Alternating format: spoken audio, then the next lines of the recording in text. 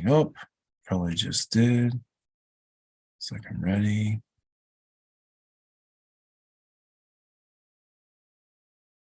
All right, cool. So, what's up, everybody? So, this is the Night Hunting Podcast. It is currently March 21st, 2023. And we are running the Night Hunting Podcast. This light is a little bright. Let me see if I can lighten that up a little bit. But yeah, so this is the Night Hunting Podcast. It's basically a podcast for night hunters and all about night hunting. And this is episode number 7. And in this episode, we're going to be talking about transportation and how I get around while night hunting, as well as going to be talking about some stuff that's going on with me right now as far as like the general activities that I'm doing in the night hunting realm. And after that, we'll probably wrap it up. So getting into this podcast is basically sponsored by Perceptive Outdoor Gear, and that is perceptivegear.com.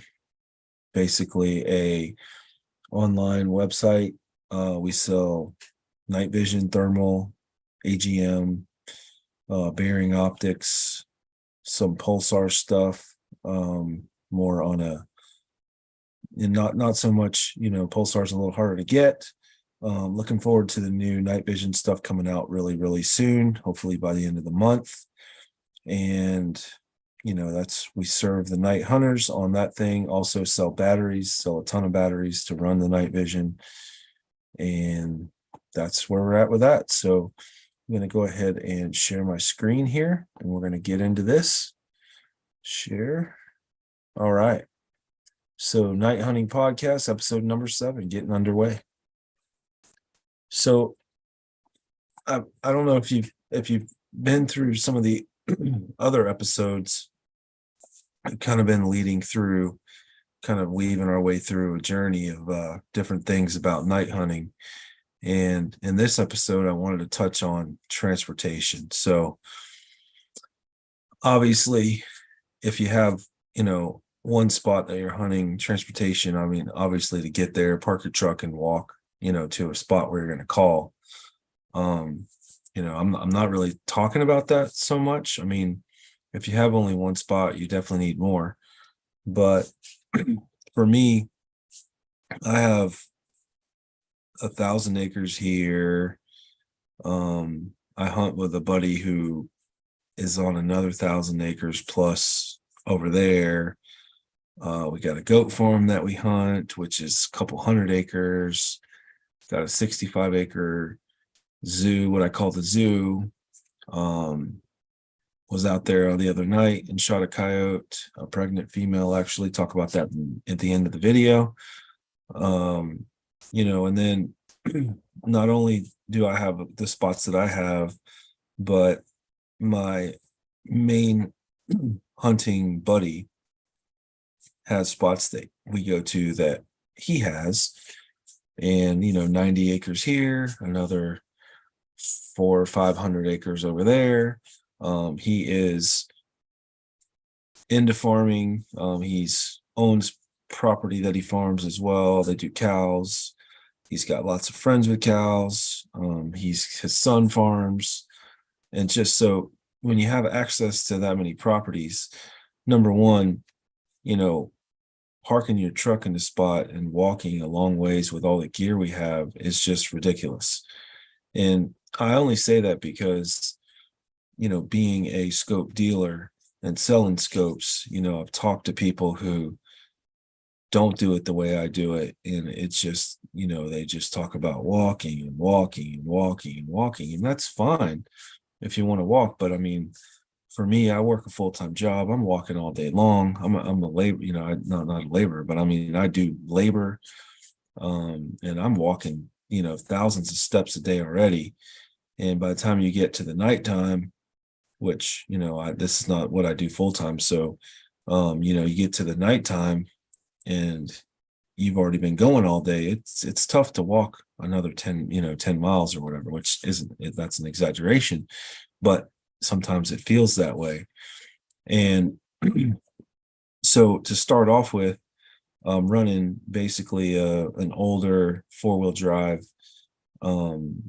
Ford Expedition, and I have all my gear in the back of that. I keep some gear in there all the time, but at the same time, I take my guns in and out, whenever I get home, and put them in my safe, because some of the stuff that I have has tax stamps, and that requires it to be locked up.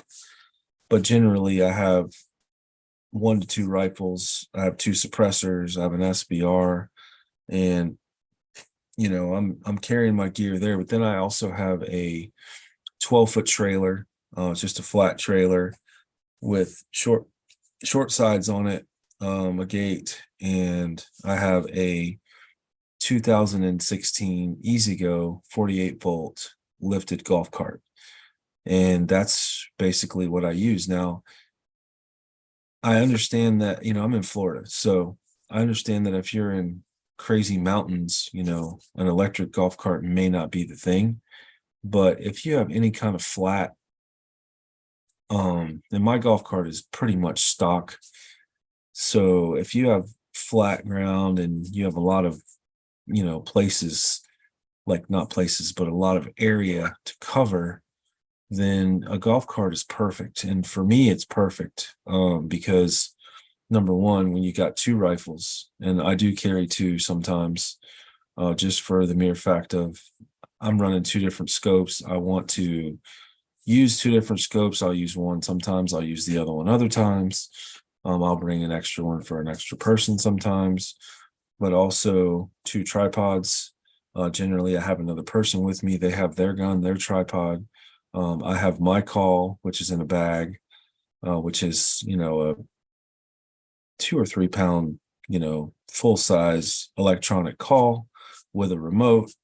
I have magazines that I'm carrying that I shove underneath my glove box. I have basically a game drag that I carry. I have thermocell that I carry. I have a wind detector that I carry. And then, that's a lot right there. And then the tripods. So we keep the tripods fully extended. We hang them on the side with some kind of hook hanger type deal. And then whenever we are riding and we go to a spot to call, generally we just step off the cart, set up around it, and call, depending on how bright the moon is. So that's pretty much been a game changer as far as carrying all the gear and not getting tired and allowing you to cover more ground. Now, the thing is, when you're hunting on 1,000 acres, generally what I'll do around my buddy's place, which kind of his property, he has a couple 100 acres, and then his family has a couple 100, which my wife's uncle's involved in that. They're farmers. And I'll go park at his house, unload, we load all the stuff on the cart, and then we can drive for hours just covering different fields, different wood lines, different pits. And in the general area where I'm at, it's a little hilly. So there's actually dips, and there are lots of cow pastures. Sometimes there'll be 100 acres of planted this or that. And then there's a road that cuts through the middle of it, a dirt road, and we can cover a lot of ground on the dirt road, but also we can jump off in a field. We can call from different tree lines. So it just allows us to really move around and cover a lot of ground. And being that it's generally flat for the most part, I've never ran out of battery. I have the 48 volts. My cart that I run, I've ran it 17 miles 2 different times, and the batteries I've replaced once or twice in it. Try to keep them full of water. It's definitely a learning curve on maintenance on batteries. But as far as, being able to slip around in a field in darkness at nighttime, total game changer. And being able to carry all your gear. And I've had as much as 4 people on that cart before, with fully loaded with gear. I've had 3 people with 3 full-size pigs on that cart, fully loaded, going across the plowed field with it, or just going across a field with it, which is a farm field.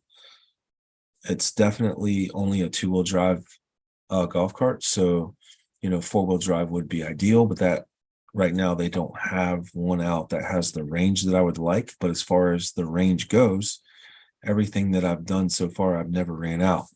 Now, I started hunting recently a hunting lease that has some cow pastures on it and lots of blocks of woods.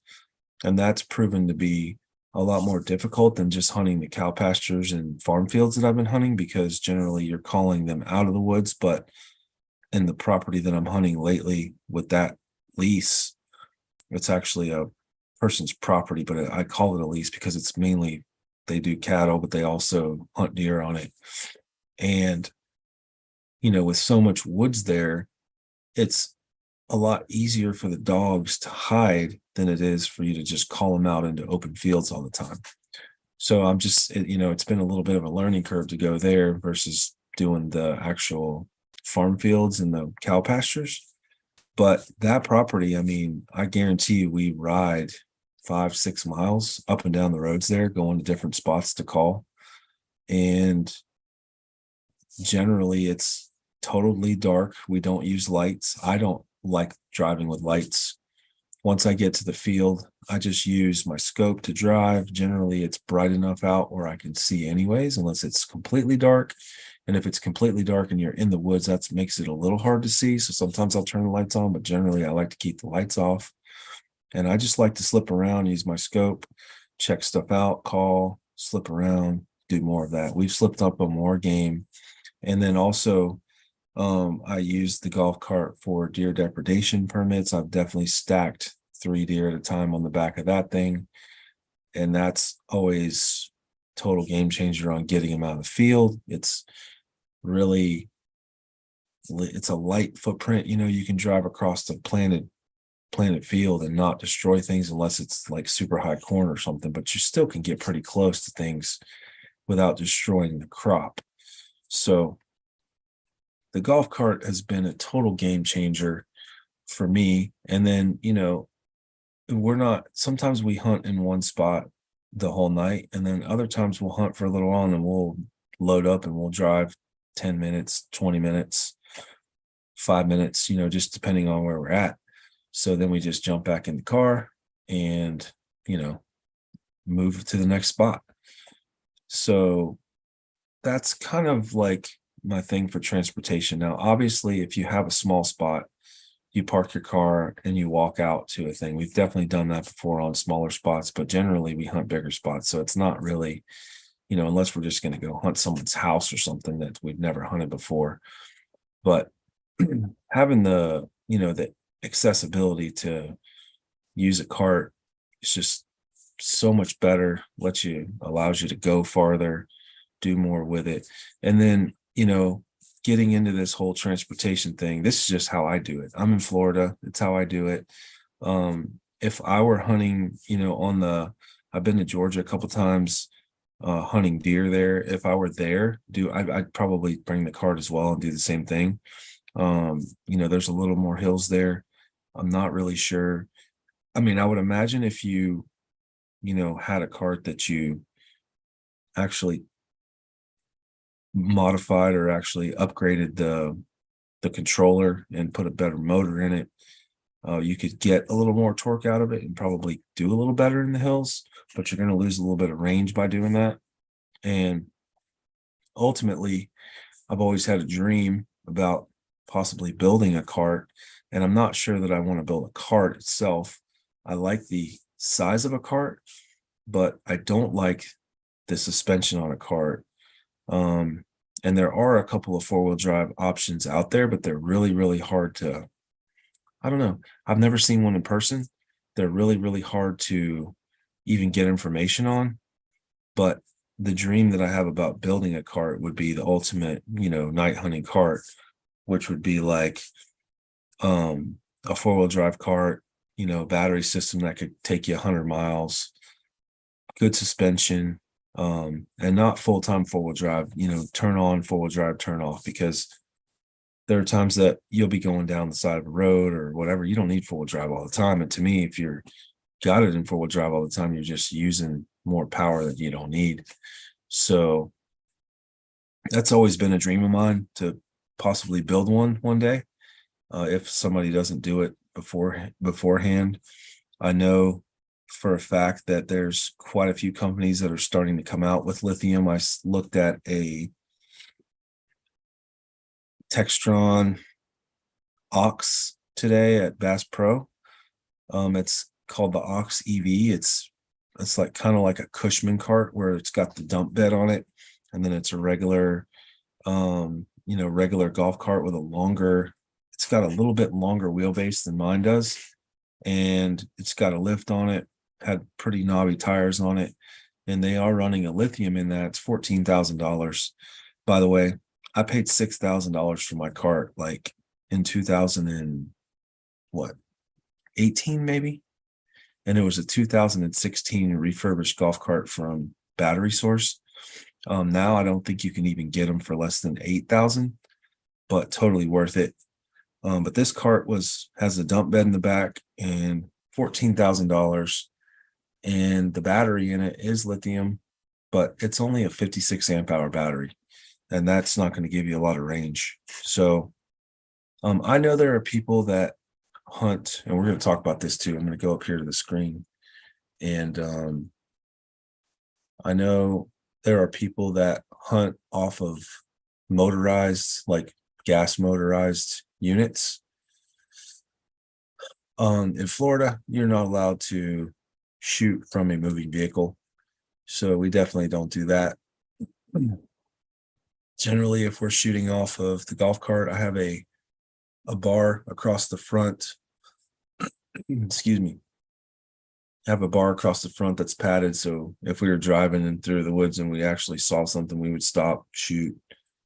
We've done that to a couple coyotes for sure, just because they like to slip down the roads while you're riding at night, and definitely they don't ever hear us coming.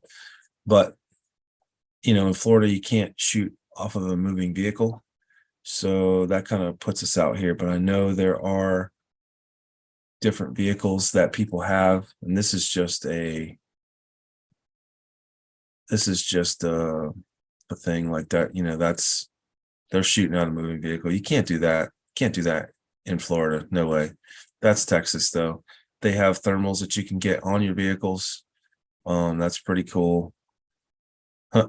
People tape out their lights whenever they're driving at night at time. That's kind of funny.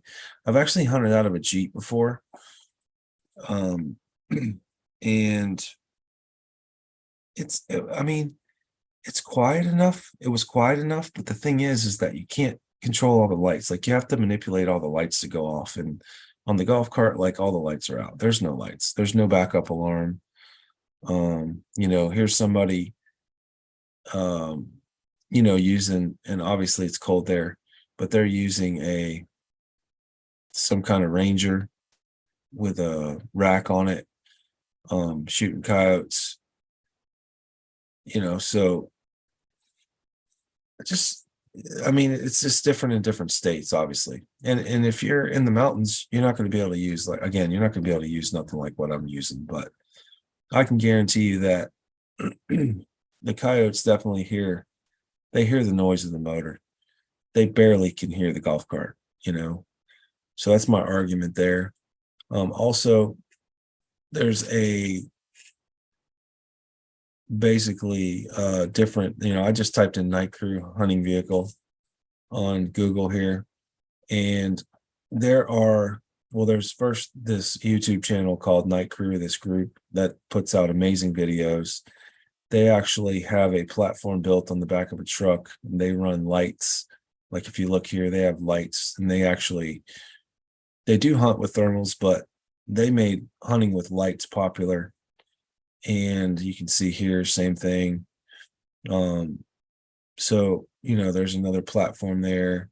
there's plenty of people hunting off of platforms. You can see there's a full platform up here in Texas or wherever else, that's legal.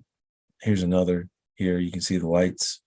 But in Texas, you could go into a field and there could be 100 pigs there. I mean, that's kind of the stuff that they have over there. In Florida, the most I've ever seen in a field at one time is I've seen 40 deer in a field, but we're not shooting 40 deer. Sometimes we do get deer tags, but you're not going to have 40 of them. And I was in a farm field one time. I think it was freshly planted with peanuts, and there were 16 pigs in the field, and we ended up getting 5 of them. And we used the golf cart to go all the way across the field. We kind of hazed them, and we knew where they came in at, and we got right to where they were going to exit at. And we stopped the golf cart about 50 yards back, walked up, got in position, and started shooting, And I'm running 5 rounds in a clip, so that kind of limits me back. And I'm not sure what the law is now, but back in the day, the law was 5 rounds in a clip in Florida. I'm not sure if that's for coyotes or for hogs. I'm not really sure, but sometimes we're shooting both. So I just stick with the 5-round clip. I have multiples and multiple guns, and that's kind of what we do with that. So anyways, transportation. Are you walking yourself to death, or are you riding around? I mean, how are you doing it? Drop a comment below. Let me know how you do it. This is just the way that I do it, and I just wanted to share because I believe that's, definitely something to consider. As far as electric vehicles go, the golf cart definitely electric. Would I use a gas golf cart to do what we do? Probably not. It's still pretty loud. Definitely ridden with gas golf carts before, and it's way louder. Would I use an electric vehicle? I mean, the electric vehicles are so expensive, and even like talking about different units that are available or coming out, golf cart right now is the absolute cheapest as far as that goes. I mean, I guess you could probably use a bicycle if you were by yourself, but never done that. I mean, I've definitely used a bicycle in a management area before during black powder season, and that was pretty cool, and definitely slipped up on a deer, and deer got away, but just it was cool to slip up on one. But as far as electric vehicles go, there's a couple of units that are already 4-wheel drive that I talked about. One's the Beast 48. Right now, I can't find. I can find where they are online, but don't really know like even how to get in touch with them or whatever. Never seen one. Actually, I did see one on a golf course here, but I don't think it was 4-wheel drive. And I tried to talk to the guy and never could find him again. There's also another company that is a sister company to Trojan Mowers, and they are called Intimidator, and they make side-by-sides. They're an American-made company, and they have a lithium powered, I don't even know if it's lithium powered. I think it's just a electric powered side-by-side, and it's a little beefier than a Polaris, just because that's one of the things they pointed out as far as like the tubing and stuff goes. I mean, it's very well built. I drove it, drove a brand new one, just did a test drive on it. It was a little whiny for my taste, but it's all shaft driven, one motor in the middle, shaft driven. So thus the whining. The thing I didn't like about it is it had a top speed of 20 miles an hour and a range of 20 miles. And I mean, yeah, that could kind of work for what we're doing, but it was still way louder than a golf cart. The one thing on the golf cart that I don't like, that maybe I'm going to work on trying to fix as far as noise goes, is basically, let me change this back to the screen here. The contactor, whenever you push the gas, it makes a loud click noise from the contactor. And the other thing is, I've changed the bushings out on my springs a couple times. You definitely got to keep up with that because it does make noise. So anyways, let me change this back to my screen here. Let's see, screen one, no. I'm not sure exactly how to take this back.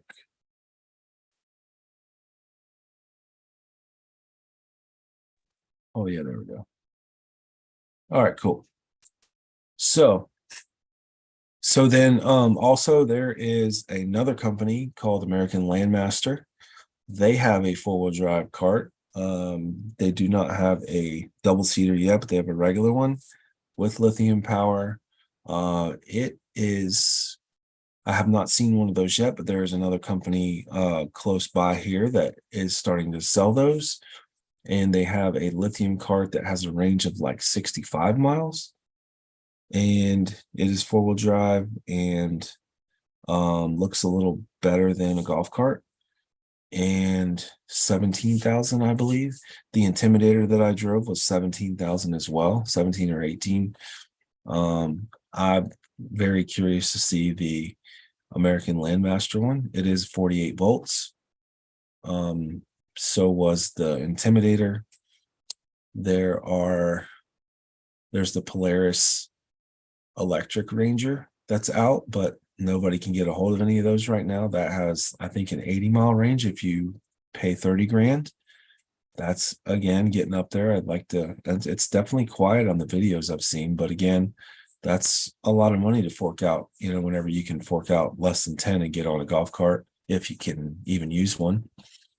And that's really all I know. I know there's some other electric vehicles coming out, but they're like electric side-by-sides. They're like 40 grand. I mean, that's a lot of money to be forking out for something like that. Now, if that's all you did and you could do something like that, it'd be cool. Or if you had the property to do that, it might be cool. But you gotta have the money to run that. So just a basic outline of the transportation stuff. And that's pretty much going to wrap that up. So let's get into where I'm at right now. So I actually was supposed to record this last week and was out of town, staying in an actual cabin in Tennessee, and was not able to film this video. But while I was gone, I got, as on the other, grab this real quick. So on the other videos that I talked about, I was running a Rattler, AGM Rattler, for a little while, and also just got an adder in as well, and which is the AGM adder. And then I had to give the Rattler back, and I ran some different things on the Rattler, but on the Rattler, I was doing a lot with it. I was recording stuff on it, recording stuff with it. I was taking it on and off the rifle that I sighted it in on. I sighted in 3 different bullets. I also just went through a lot of like fallacies with that, because I was trying to do way too much with it and couldn't keep up with anything I was doing. It was kind of funny, but humbly speaking, I had a couple misses with it, and I had to give that scope back. And actually a buddy of mine missed with it as well, and I think it was just totally my fault. So couldn't keep track of everything. So I had to give that scope back. Still have the adder mounted on a 223, and then got back, and I got this one now that I'm running as well, which is the Rattler, AGM Rattler 35-640. Really cool scope, compact, super compact, which is what I love about it. The Rattlers definitely are one of my favorites. They run CR123s. You can get a battery extender door for them if you want, and run 16650s, but generally I run multiple sets of CR123 rechargeables. And then also I do a battery pack for them that is 10,000 milliamp hours, and it has a Picatinny rail clamp on it, and it'll run that scope for 17 hours.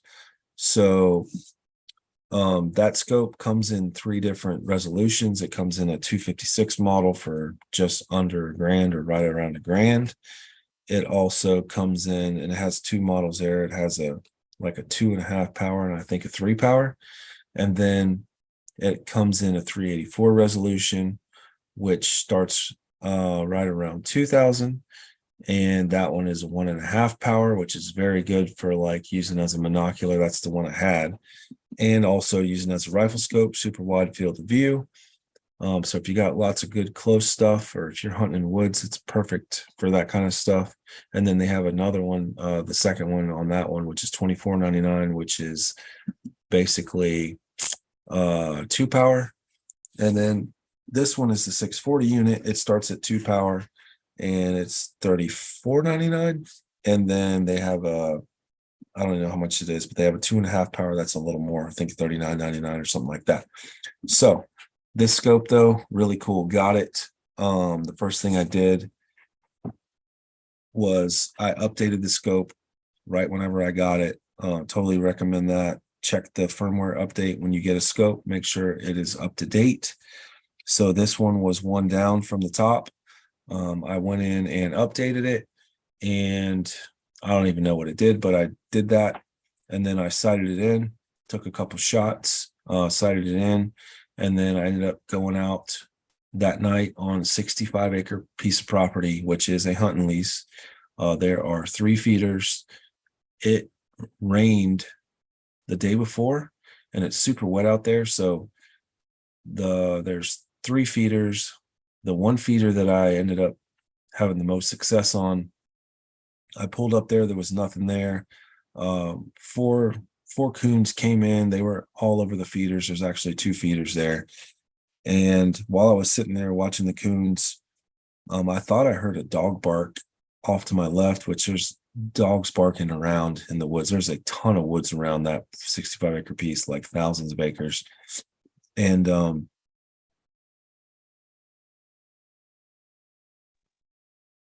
I sat there, and while I was sitting there, a dog came across. Now I'm looking down this narrow path. There's planted pines. There's a narrow path. The feeder's there. It kind of opens up in the middle there, but I'm staring at the feeder, and a dog comes across this way and went across into the woods there. And then I seen a second dog, and the second dog I never saw again until I sat there and waited him out. And about 3.5 minutes later, came around the feeder, started coming down the road towards me, stopped. And as soon as she stopped, drilled her right in the chest, recorded everything. And then I actually left my gun on the tripod, hit record again, grabbed my other gun, walked over to her, hooked up to her, dragged her out, and loaded her up on the cart. It actually ended up being a pregnant female. Now, again, it's March 21st in Florida, but that female she had a pot belly. Her teats were definitely starting to swell up, and she was pregnant. So just took her out. She definitely had mange. She had mange on her side real bad. Her tail was all jacked up, and basically just disposed of her in the woods. But that was a cool experience. That property, the reason why I was there was because that property is my boss's deer property, and been hunting there for 20 plus years, maybe even 30. I don't know, a long time. And I call it the zoo. There's tons of pigs there. There's tons of coyotes. There's tons of coons, but also tons of deer. And there was a little bit of a time when I didn't hunt that property, and it's mainly all planted pines with, roads going in the. There's one road down the middle. There's a road that peels off to the left that goes to the back, and then there's a road that peels off to the right that goes to the front. And both of the roads that peel off, the main road is kind of up higher, and then both of the other roads, they're just like, I know the front was so wet that I couldn't even get up there without making too much noise, because you're sloshing through the golf cart's just sloshing. And I did go to the back one time and slosh my way back there. 2 raccoons came up. I videoed them. They came up, and now again, this was on Sunday night. It was between 8:30 and probably 11. And out there, there's so many, it's so close to the city that I live near that it was super bright and there was no moon. So that's just how it is there. I'm pretty sure that dog probably saw me once she stopped and then I shot. The coons were looking at me. That was kind of funny. They could see me moving around, but when they look at me, I wasn't moving. They couldn't really tell, but they could kind of tell it's kind of bright. But I did slide to the back. It was super sloshy. There were no pigs there, and I was just after pigs because the pigs, they just come off the other property and they are just destroying the feed. So definitely putting pressure on them helps the deer come more regular. If there's no pressure on the pigs, you just see less deer at the feeders. So that's why I went and I was able to kill the first coyote with the rattler. That's pretty cool. And it was pretty successful deal. So hopefully I'll be able to get out again this week. And, again, on that property, I park, there's like 3 gates you got to go through. I parked at the second gate with my truck, with my car, unloaded the golf cart, and I'm riding around completely on the golf cart there. No problem. No lights, nothing. So just really easy to do, really easy to take people, really easy to take your gear. Simple. It actually started raining. Wasn't really worried about it. I keep a tablet on my golf cart as well, so I can stream to the tablet, especially if I have people or if I want to record onto it. So yeah, pretty cool, man. That's pretty much it for the transportation episode. Again, want to talk about Perceptive gear. If you're looking for night vision stuff or thermal stuff, we definitely carry what we carry. We're going to be here. We're going to be doing episodes talking about night hunting. So I want to thank you for watching. If you got this far, if you haven't subscribed yet, please subscribe. I'm going to be talking about a lot of cool stuff here in the future. There's plenty to talk about. And if you get a chance, maybe smash the like button. If it's any kind of, if you like it at all, smash it. If you don't like it, hit the down button. It's all good. But thanks for watching. And I guess next week we'll see you. We'll see you next Tuesday, 9:00 p.m.